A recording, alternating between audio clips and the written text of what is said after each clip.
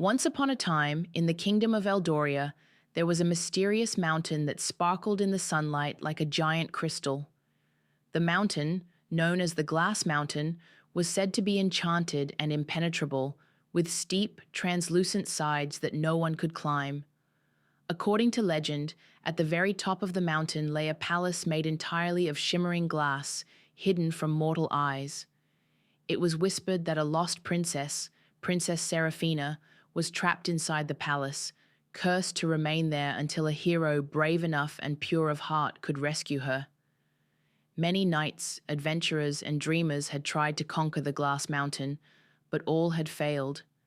Some claimed the mountain itself was alive, repelling anyone who dared to ascend it, while others spoke of shadowy figures that guarded the path. Over the years, the kingdom's hope of freeing Princess Seraphina faded, and the tale of the Glass Mountain became a bedtime story told to children. In a quiet village on the edge of Eldoria lived a young farm boy named Callan. Though he lived a humble life, Callan's heart was filled with dreams of adventure. He had grown up hearing the stories of the Glass Mountain and Princess Seraphina, and he often gazed at the mountain's gleaming peak, wondering if the legends were true. One day, while tending to his chores, Callan found an old map hidden in the attic of his family's cottage. The map depicted a secret path to the Glass Mountain and bore a cryptic message. Only the one who sees with their heart can break the curse.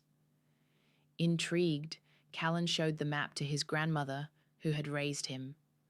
Her face turned pale as she recounted the story of a brave knight, Callan's great-grandfather, who had once attempted to climb the Glass Mountain but never returned. She warned Callan not to follow in his footsteps, but deep down, she saw the same spark of courage in her grandson's eyes.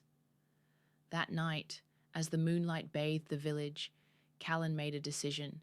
He would embark on the journey to the Glass Mountain and uncover its secrets.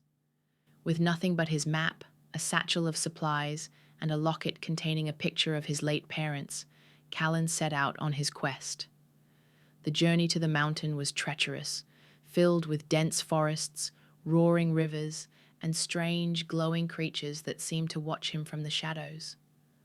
Along the way, Callan encountered a talking raven named Kyle, who claimed to know the mountain's secrets. Though skeptical at first, Callan decided to trust Kyle, who became his guide and companion.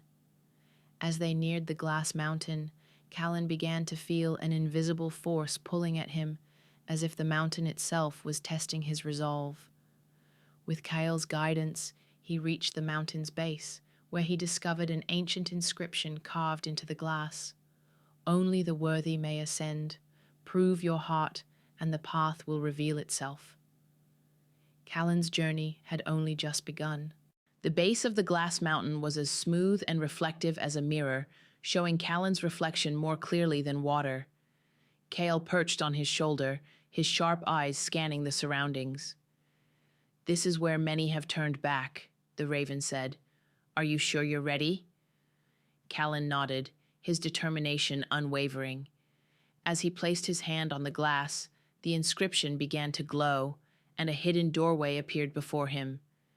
Beyond the doorway lay a winding staircase, seemingly carved from the glass itself, spiraling upward into the mountain. Callan stepped through, and the doorway vanished behind him. The staircase led to a series of chambers, each filled with a trial designed to test Callan's courage, kindness, and determination. In the first chamber, Callan faced a torrent of freezing wind that threatened to blow him off the narrow path. Remembering the words on the map, he closed his eyes and trusted his heart to guide him, moving forward step by step until the wind subsided. In the second chamber, Callan encountered a room filled with mirrors, each showing a different version of himself. Some reflected him as a hero, others as a failure. Confused and overwhelmed, he nearly gave up, but Kale's voice reminded him to focus on his true self. Callan smashed the false mirrors, revealing a hidden door that led to the next trial. The third chamber was the most challenging of all. Callan found himself in a dark, foggy forest where whispers filled the air. The voices taunted him, preying on his deepest fears and insecurities. "You're just a farm boy," they hissed. "You'll never reach the top." But Callan remembered his grandmother's words. True strength comes from within. Summoning his courage, he ignored the voices and pressed on, emerging into a brilliant light. At last, Callan reached the summit of the glass mountain. Before him stood the fabled glass palace, its walls shimmering like 1,000 rainbows. The air was thick with magic, and at the center of the palace, encased in a crystal sphere, was Princess Seraphina. Her golden hair flowed like sunlight, and her eyes, though closed, seemed filled with a quiet sadness. Callan approached, but before he could reach her, a shadowy figure emerged from the darkness. It was the guardian of the mountain, a towering being made of black glass, tasked with protecting the princess. The guardian loomed over Callan, its voice echoing like thunder. "Who dares disturb the sacred mountain?" it demanded. Callan stood his ground, holding up the map. "I've come to free Princess Seraphina and end the curse." The guardian laughed, a sound like shattering glass. "Many have tried and failed. What makes you think you are worthy?" "I don't know if I'm worthy," Callan admitted, "but I won't turn back. I'll do whatever it takes to free her." The guardian's eyes glowed, and it raised its massive hand. "Then prove it." A fierce battle ensued, with Callan using his wits and agility to evade the guardian's powerful strikes.